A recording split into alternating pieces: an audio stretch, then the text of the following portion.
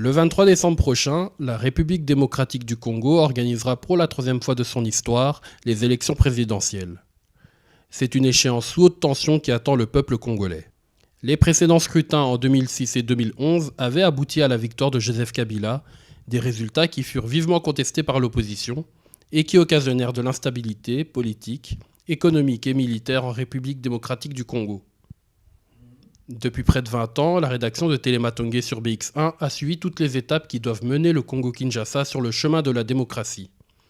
Nous étions présents lors de la reprise de la coopération belgo-congolaise en 1999. Si la fédération revient au pouvoir au niveau fédéral en Belgique, qu'est-ce qui changera, notamment dans la politique étrangère de la Belgique vis-à-vis du Congo ? Je crois que nous avons à renouer des liens avec des régions du monde dans lesquelles nous avons toujours eu une présence importante, une expertise reconnue, et c'est le cas de la région des Grands Lacs. Alors, non seulement au Congo, mais au Rwanda, au Burundi, nous avons toujours joué un rôle. Malheureusement, depuis plus de 10 ans, la Belgique a pratiquement abandonné cette présence. Et qu'on doit essayer de nous atteler à essayer de restaurer la démocratie dans tous les pays autour des Grands Lacs et la pacification. C'est loin d'être fait et on doit jouer notre rôle. Mais nous pensons que la Belgique doit aider l'Afrique et notamment le Congo à trouver des solutions qui permettent à ce peuple enfin de vivre en paix et de vivre un développement durable parce qu'il le mérite. Que nous n'avons pas voulu nous initier dans ces problèmes spécifiquement africains, mais demain je crois qu'il faut prendre ses responsabilités. Lors du référendum de 2005, qui consacra la nouvelle constitution congolaise et l'organisation des élections présidentielles de 2006, le problème des témoins s'est présenté pour la première fois.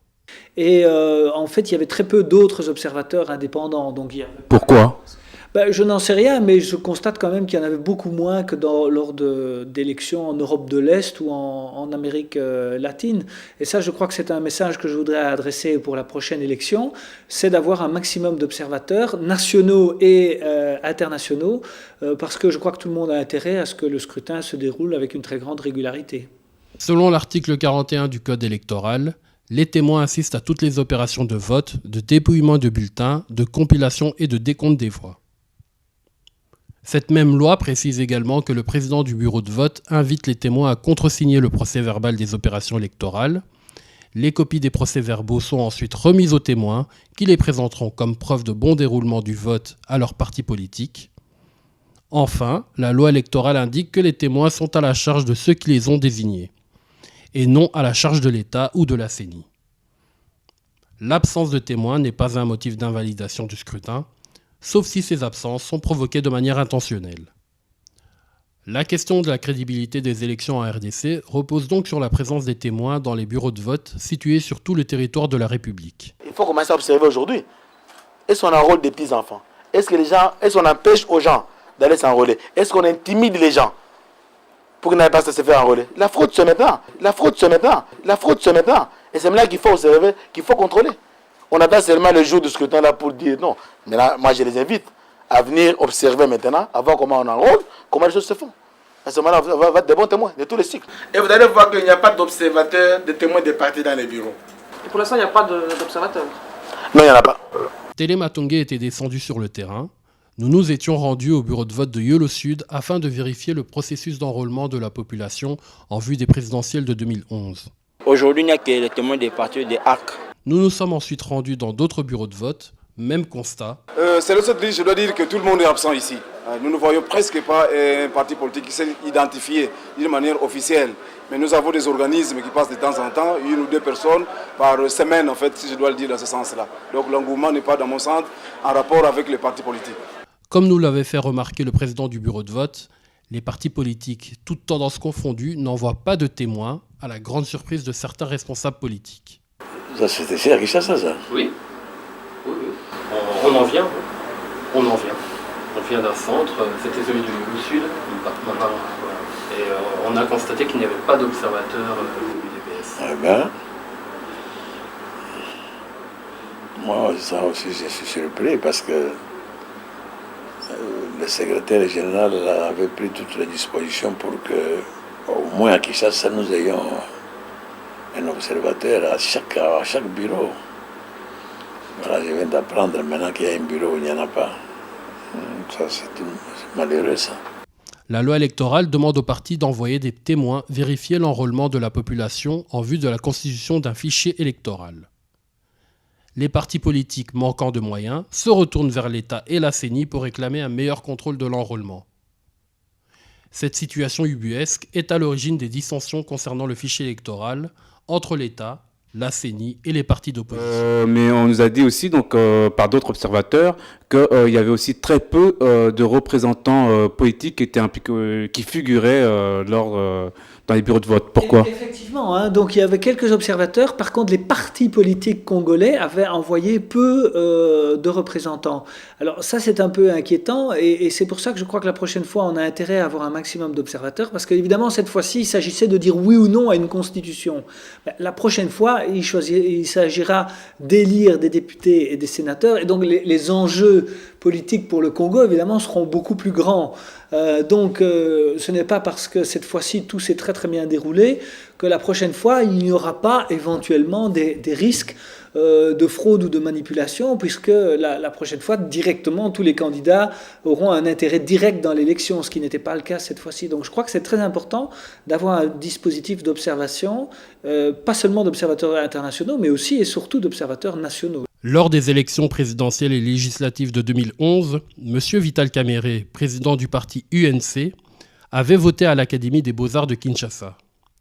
Mais aucun témoin des partis politiques n'était présent ce jour-là pour attester du bon déroulement du vote. Dans cette salle, des témoins représentant des candidats présidents. Non. Autre incohérence. Selon l'article 8 de la loi électorale de 2011, la liste électorale doit être affichée 30 jours avant le début du scrutin. Cette disposition permet à la population d'introduire dans les temps une réclamation, au cas où une erreur serait constatée, ou en cas d'absence de leur nom dans le fichier électoral. Or, la liste électorale a été affichée le 28 novembre, soit le jour même du vote, ce qui empêchait toute réclamation de la population. De nombreuses personnes n'ont pas retrouvé leur nom sur la liste et n'ont donc pas pu voter.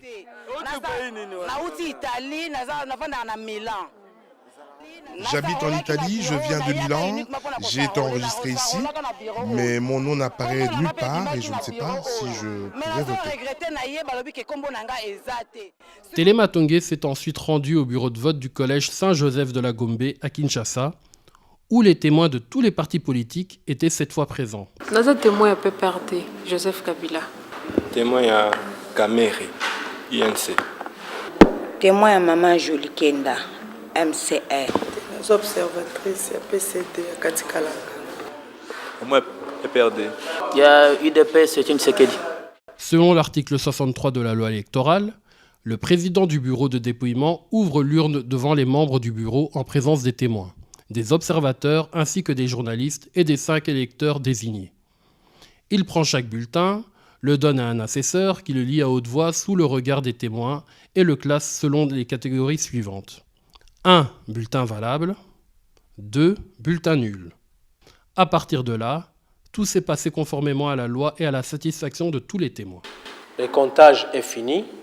Nous sommes tous d'accord qu'il y a eu 90 bulletins de vote exprimés pour les législatives.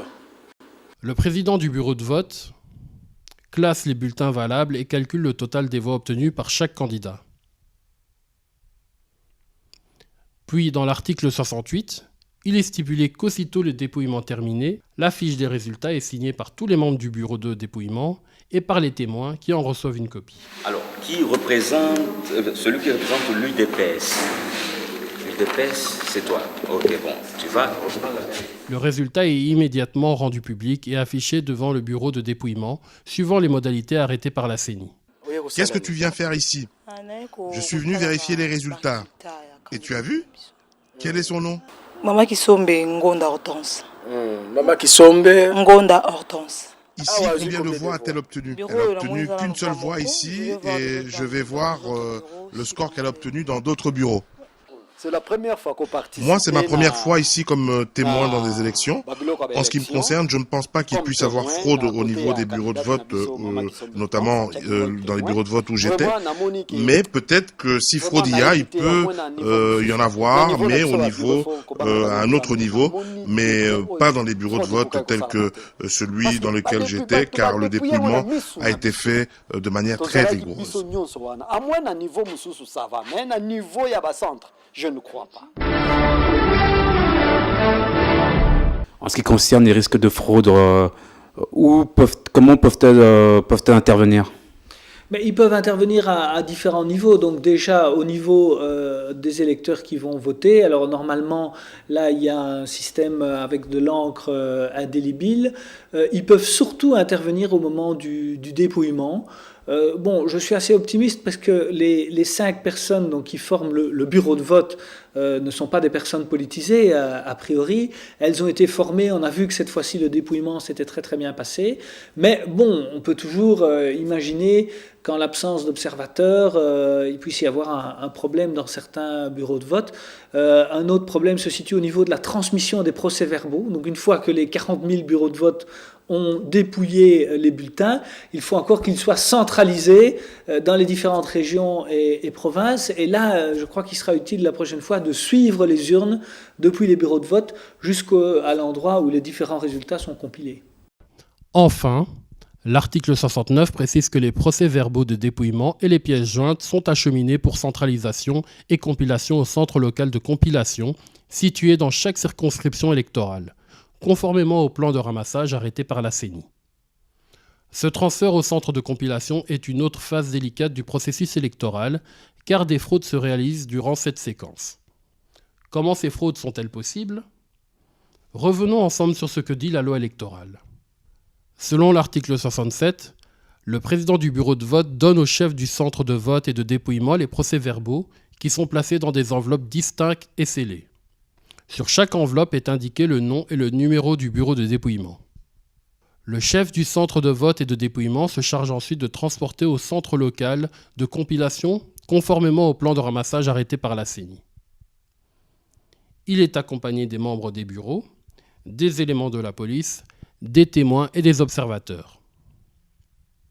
Lors du transfert, auquel nous avons participé et dont nous vous montrons les images, vous pouvez constater que 1. La police n'était pas présente. 2. Le président du bureau de vote ainsi que les témoins n'étaient pas présents également. Seul le chef du centre était présent. C'est l'homme que vous voyez assis sur les sacs contenant les bulletins de vote. Il en ressortira de cette séquence que plusieurs procès-verbaux ont été soit compilés sans la signature du président du bureau de vote, soit tout simplement remplacés. On a accusé les gens ici de prendre les bulletins et d'aller le gaucher en privé là-bas. Ils peuvent se mettre dire nous sommes des bons, le président doit être là. On va amener tout ça à la Cour suprême. Pardon, président. Parce que c'est depuis hier, que nous étions là, depuis 8 heures. Tout ce qu'on a eu comme résultat, le président de centre, de bureau, n'ont pas signé. Ils ont seulement mentionné leur nom et prénom. Tandis que la loi dit, ils ont été formés, la loi dit qu'ils doivent signer. Je regrette. Mais c'est depuis hier, mon président. Moi, je viens d'avoir le rapport, on m'appelle, on doit appliquer la loi ici. Les présidents du bureau de vote, tu les as formés, n'est-ce pas? On leur a dit qu'ils doivent signer. S'ils n'ont pas signé, je regrette. Alors, président, à qui va incomber le sort? Qui va incomber le sort? La Cour suprême, madame, monsieur, la Cour suprême va se prononcer. Un point après. Ça, ce sont des bulletins qui sont nuls. C'est neutral. Papa, c'est depuis hier à 8 h. C'est depuis hier. Le président qui ont refusé de signer. Ah, non, c'est là. Parce que ça, c'est beaucoup. Ça, non, on va les poursuivre. C'est depuis hier, papa. On va les soumettre à la justice, on va les poursuivre. La communauté, c'est depuis hier. Pardon, passez pas. Vous êtes observateur? Oui. Notre loi, ainsi que les témoins, on a amené des fiches qui ne sont signées par personne ici. On ne sait pas où on les a remplis, et ça, on ne va pas les compter, on doit les amener à la Cour suprême de justice. Des bulletins non signés par personne, non vérifiés par personne. On devait signer, le président signe, et on a la signature, et c'est vide. On ne sait pas où. C'était fait dans un bureau, on ne sait pas. C'était fait ailleurs, avec tout ce qu'il y a comme critique ici, qu'on a fait des bureaux à part. Qu'est-ce qui est vide? là, les témoins ont signé. La personne demandée par la loi à signer, c'est le président d'abord. Un bulletin, même si le témoin ne signe pas, il est valable. Mais si le président ne signe pas, on peut prendre deux bandits du PP, des partis politiques, ils vont les bulletins, nous avons des témoins. Qui est le président? La signature la plus importante, c'est celle du président. Les gens ont aussi des fauteuils, on a parlé des bulletins, des fiches partout ici. Ils peuvent se mettre à deux, nous avons signé comme témoin. Non, il faut que le président signe qui assume.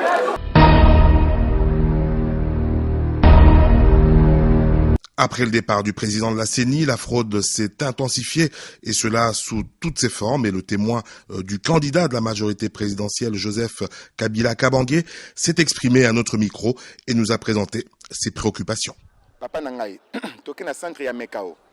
Dans le centre de Mekao à Maluku, bureau de vote numéro 10378A, Joseph Kabila a obtenu 74 voix et Étienne Tshisekedi a obtenu quant à lui 38 voix. Mais au centre de compilation, les chiffres ont été malheureusement inversés. C'est ainsi que Kabila s'est retrouvé avec 47 voix au lieu des 74 voix normalement glanées. Et Étienne Tshisekedi, son candidat de l'opposition, s'est retrouvé quant à lui avec 83 voix au lieu de 38 voix. Babungo Liango est commis 83 voix. Toujours dans le centre de Maluku, dans Menkao. Numéro, bureau de vote 10 378. Dans un même centre, bureau voisin 10 378B, le candidat Joseph Kabila Kabange a obtenu 72 voix et le candidat Tshisekedi 45 voix, mais ils ont déclaré que Kabila aurait obtenu 27 voix et Étienne Tshisekedi 54 voix. Dans le même centre de compilation, un témoin issu quant à lui des rangs de l'UDPS a aussi constaté des irrégularités au détriment de son candidat. Bazui na fiche ya résultat, ba commis candidat na biso 169. Sur la fiche des résultats, on a écrit 169, mais lorsque nous vérifions sur le PV, on a écrit en chiffre 196, c'est-à-dire 196. La personne responsable du bureau de compilation nous a alors conseillé de consulter le procès-verbal. C'est ce que nous avons fait et nous avons observé que sur le PV, il était indiqué 196 et c'est ce résultat qui a été retenu. Une fois n'est pas coutume, les représentants des différents partis politiques se sont accordés et ont à la quasi-unanimité pointé du doigt la CENI, n'hésitant pas au passage à dénoncer non seulement son amateurisme, mais aussi son manque flagrant de formation face à des enjeux citoyens d'une telle envergure. Je suis témoin de Joseph Kabila Kabange. Mon problème se situe au niveau de la CENI. Quand elle forme des gens, elle doit réellement insister sur la formation citoyenne et non prendre des illettrés et les abandonner à leur propre sort.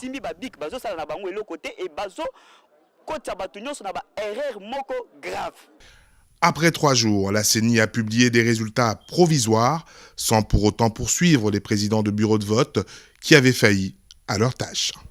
La Commission électorale nationale indépendante constate que le candidat Kabila Kabange Joseph a obtenu la majorité simple des voix pour avoir réalisé 8 880 944 voix, soit 48,5% des suffrages valablement exprimés. Après la divulgation de ces résultats qui ont été confirmés par la Cour suprême, c'est le président sortant Joseph Kabila qui s'est vu reconduit pour un nouveau mandat devant prendre fin en décembre 2016. Aux grandes dames de son challenger, l'opposant historique Étienne Tshisekedi, qui très rapidement a contesté ces résultats, les déclarant nuls et non avenus, et prétend à son tour lui aussi aussitôt serment. Kabila Kabange Joseph, élu président de la République démocratique du Congo. Moi, Étienne Tshisekedi Wamulumba, élu président de la République démocratique du Congo. 7 ans plus tard, force est de constater que des problèmes subsistent. En effet, Téléma Tongué s'est rendu à l'Athénée de la Gombe et au collège Saint-Joseph, 2 établissements chargés de procéder à l'enrôlement des électeurs. Et là encore, il apparaît que des partis politiques, une fois de plus, n'ont pas envoyé de témoins. est-ce que awa ba parti politique ba respecter loi wana ba respecter ta mutata ma respecter ngota ngana ye na ndenge nanga lero ba pesi yo carte témoin ni na parti politique amonike le lo ba liver yo carte est-ce que témoin azalaki témoin moko azalaki témoin parti politique moko azalaki. Après 13 ans d'enquête, de 2005 à 2018, Téléma Tongué sur Télé Bruxelles dans un premier temps, puis sur BX1 dans un second temps, a eu l'opportunité de constater les dérives relatives à ces élections et par conséquent propose les solutions suivantes afin de rendre les élections du 23 décembre 2018 non seulement crédibles mais aussi démocratiques. Premièrement, concernant le fichier électoral. Il sera demandé à la CENI d'afficher 3 mois au préalable la liste des électeurs pour les 90 000 bureaux de vote. Cela permettra aux personnes ne retrouvant pas leur nom sur le fichier électoral d'introduire une réclamation. Secondo, nous recommandons aux partis politiques d'envoyer 3 témoins par bureau de vote, c'est-à-dire 270 000 témoins sur toute l'étendue du territoire.